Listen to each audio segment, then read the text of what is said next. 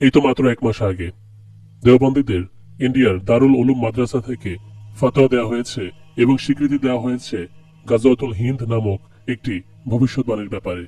দারুল উলুম দেওবন্দের এই মাদ্রাসার আলেমদেরকে যখন জিজ্ঞেস করা হয়েছিল যে গাজওয়াতুল হিন্দ সম্পর্কে কোনো শক্ত দলিল অথবা হাদিস রয়েছে কিনা, তখন তারা সুনান আন-নাসাই থেকে একটি হাদিস পেশ করে। সুনান আন-নাসাই কুতুবুস সিত্তার 6টি হাদিস গ্রন্থের একটি গ্রন্থ।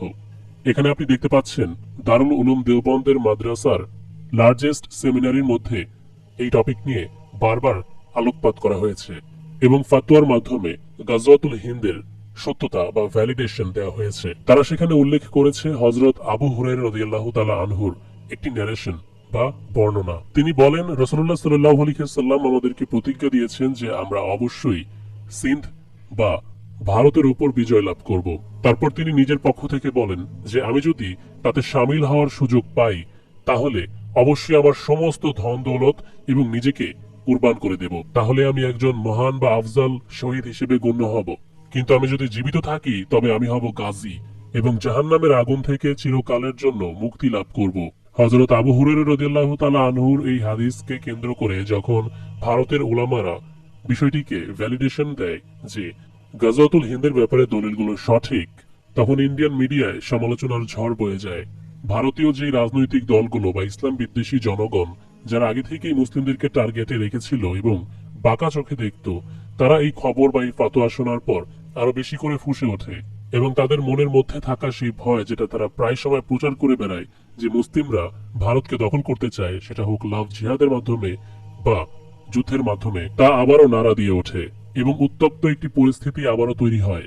আমি ভালো করে জানি আপনারা কেন এতদিন যাবৎ গাজওয়াই হিন্দের এই টপিক নিয়ে আমাকে ভিডিও বানাতে বলেছেন, কেননা ভারতের হিন্দুত্ববাদী রাজনৈতিক দলগুলো যারা মুসলিমদেরকে নির্যাতন নিপীড়নের মাধ্যমে তাদের রামরাজ্য কায়েম করতে চায়, হিন্দুত্ববাদী রাষ্ট্র তৈরি করে মুসলমানদের উপর চড়াও হতে চায়, মুসলিমদেরকে শাসন করতে চায়, তাদের এই নোংরা পরিকল্পনাকে রুখে দিতে পথ নির্দেশনার প্রয়োজন আছে এবং তা আমাদের ধর্মে আছে কিনা সেটি সবার জন্যই জানা জরুরি। এর প্রয়োজনীয়তা ভারত, পাকিস্তান, বাংলাদেশের সকল মুসলমান অনুভব করছে। সেই অনুভূতি থেকেই ভারতের আলেমরা সেমিনারে উল্লেখ করেছে যে এই বিষয়ে তো আমাদের ধর্মে গোটা একটি চ্যাপ্টার রয়েছে। আবু হুরায়রা রাদিয়াল্লাহু আনহুর পর আরেকটি বর্ণনা দেখতে পাওয়া যায় যেখানে রাসূলুল্লাহ সাল্লাল্লাহু আলাইহি ওয়াসাল্লাম বলছেন, আমার উম্মতের মধ্যে 2টি দল থাকবে যারা জাহান্নামের আগুন থেকে সুরক্ষিত। প্রথম, যারা সিন্ধ বিজয় করবে এবং দ্বিতীয়, যারা ঈসা ইবনে মারইয়াম আলাইহিস সালামের দলের সাথে যুক্ত হবে।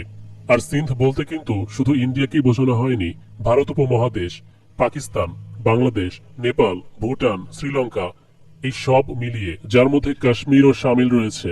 মনে রাখতে হবে রাসূলুল্লাহ সাল্লাল্লাহু আলাইহি ওয়াসাল্লামের যুগে ইন্ডিয়া, পাকিস্তান, বাংলাদেশ এগুলো আলাদা আলাদা ছিল না।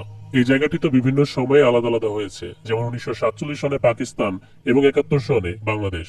তবে সিন্ধ নদী ঘিরে যে ভূমি রয়েছে তার দিকেই ইঙ্গিত করেছিলেন রাসূলুল্লাহ সাল্লাল্লাহু আলাইহি ওয়াসাল্লাম। সিন্ধ রিভার, যেটিকে বর্তমানে ইন্ডাস রিভার বলা হয়, এই রিভারের আশেপাশের ভূমিতে বিজয় লাভ করার ভবিষ্যৎবাণী রয়েছে আমাদের ধর্মে।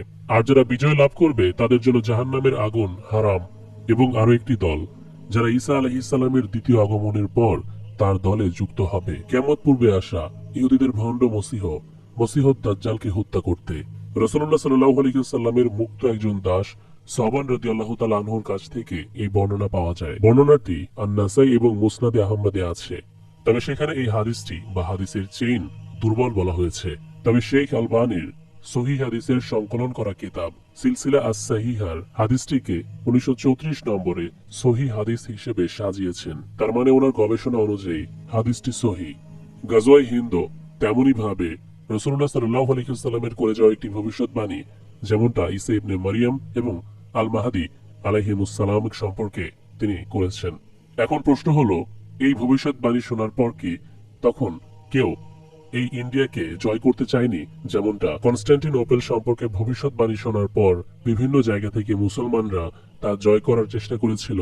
রাসূলুল্লাহ সাল্লাল্লাহু আলাইহি ওয়াসাল্লামের ইন্তেকালের পর ইসলামের দ্বিতীয় খিলাফত উম্মায়াদ ডাইনাস্টি বা উম্মায়াদ ক্যালিফেট, যেটিকে আমরা বলি, শাম দেশের, যার প্রথম খলিফা ছিলেন হযরত মুয়াবিয়া রাদিয়াল্লাহু তাআলা আনহু, সেখানকারই একজন সার্ভিস কমান্ডার যে মুয়াবিয়া রাদিয়াল্লাহু তাআলা আনহুর মৃত্যুর 10 বছর পর জন্মগ্রহণ করেছিল এবং সে একই সাথে হাজ্জাজ বিন ইউসুফের মেয়ের জামাই ছিল, তার নাম হচ্ছে মুহাম্মদ বিন কাসিম, যে কিনা 661 সনে ইন্ডিয়ার ইন্ডাস রিভারের আশেপাশের এরিয়া ক্যাপচার করেছিল সেখানকার হিন্দু রাজা রাজা দাহিরকে হত্যা করে। ওনারা এর আগেও সিন্ধের জায়গার উপর বিজয় লাভ করার চেষ্টা করেছিলেন, কিন্তু ব্যর্থ হয়েছিলেন। তবে মোহাম্মদ বিন কাসিম অবশেষে সফল হয়েছিল সেখানে রুল করতে।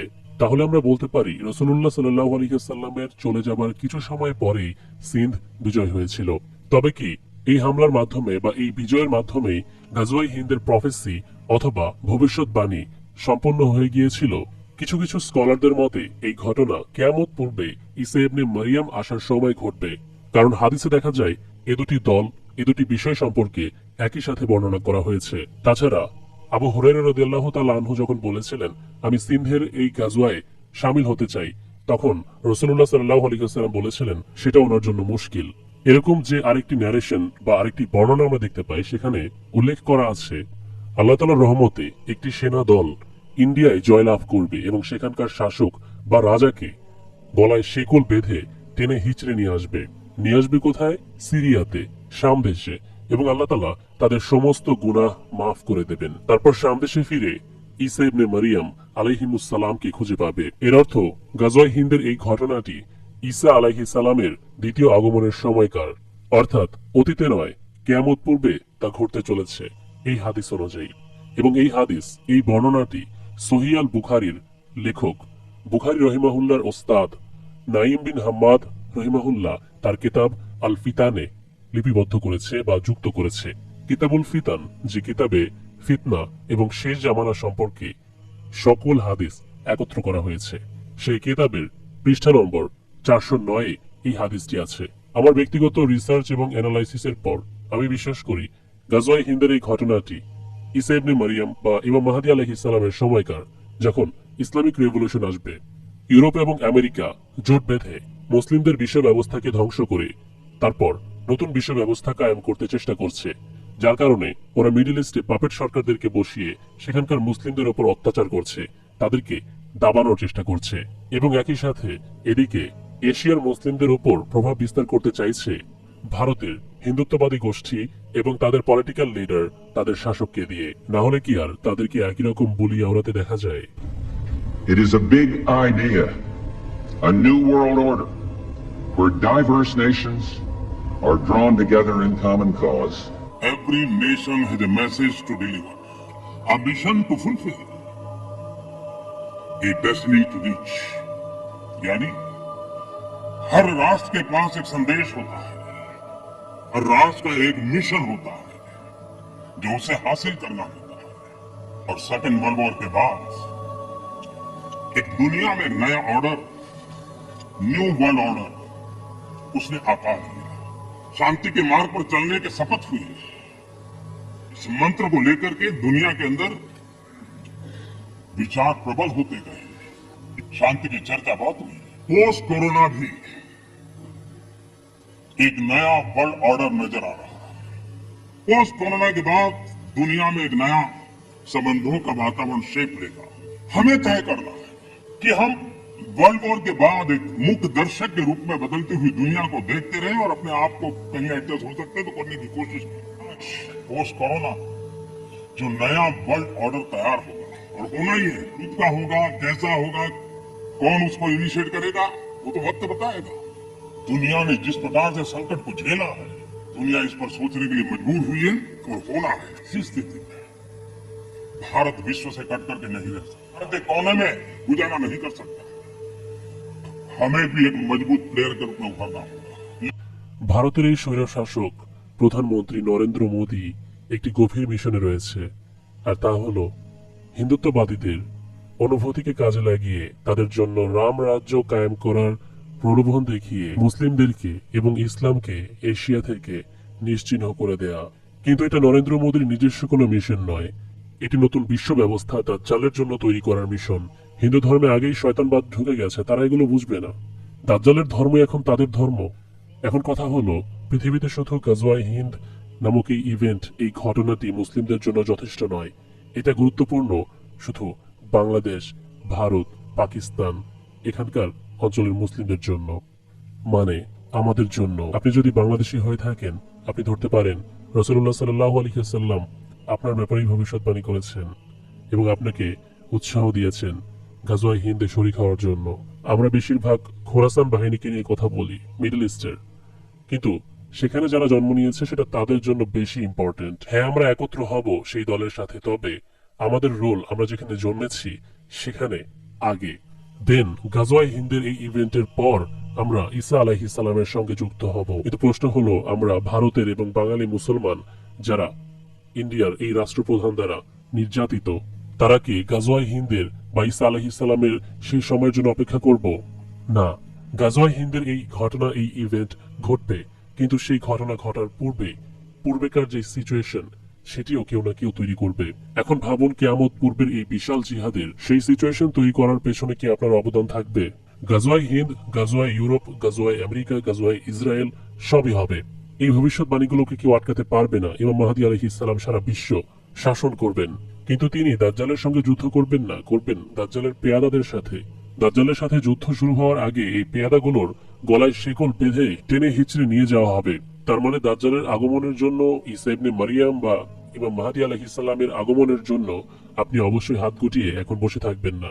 আজকে বুঝিয়ে দিলাম কোন দিক থেকে, কোন সাইড থেকে, কাদের মাধ্যমে ওরা আপনার গলা চেপে ধরে শ্বাসরোধ করতে চাইছে, আপনাকে গোলাম বানিয়ে রাখতে চাইছে বা শাসন করতে চাইছে। এবং এটা কিন্তু আমার অ্যানালাইসিস তা নয়, 1400 বছর আগে রাসূলুল্লাহ সাল্লাল্লাহু আলাইহি ওয়াসাল্লাম এটাই বলে গিয়েছেন আমরা যারা ভারত, বাংলাদেশ বা পাকিস্তানে থাকি আমাদের ব্যাপারে, এবং ওরা কিভাবে আমাদের টুটি চেপে ধরে আমাদেরকে ভাতে ও পানিতে মারার চেষ্টা করছে তার সম্পর্কে বিস্তারিত একটি ইম্পর্টেন্ট ভিডিও এরপরই আসবে ইনশাল্লাহ। সো ওই ইম্পর্টেন্ট ভিডিও দেখার জন্য আপনাদেরকে আমন্ত্রণ জানাচ্ছি, আর আশা করছি আজকের ভিডিওটিতে 20,000 লাইক চলে আসবে। কিছু মানুষ লাইকের কথা শুনে ভাবতে পারে, Brother, what's that? What's that, brother? যে নেহায়াতি তুচ্ছ একটা জিনিসের জন্য কেন ভিডিওতে বলি এসব লাইক কমেন্ট তো নেহায়াতি মূল্যহীন। হ্যাঁ, সত্যি আমার কাছে এগুলোর কোনো মূল্য নেই, না তো এই লাইকের মাধ্যমে আমার কোনো টাকা পয়সা উপার্জন হবে, না তো খুশিতে ডোপামিন রিলিজ হবে মস্তিষ্ক থেকে। তবে ইউটিউব অ্যালগরিদম অনুযায়ী ইউটিউব কোম্পানি এমন একটি সিস্টেম করে রেখেছে যে আমি যে ভিডিওটি আপনাদের জন্য বানাচ্ছি আপনাদের কাছে পৌঁছে দিতে, সেটি আবার আপনিও অন্যের কাছে পৌঁছে দিতে পারবেন এই লাইক করার মাধ্যমে। সুতরাং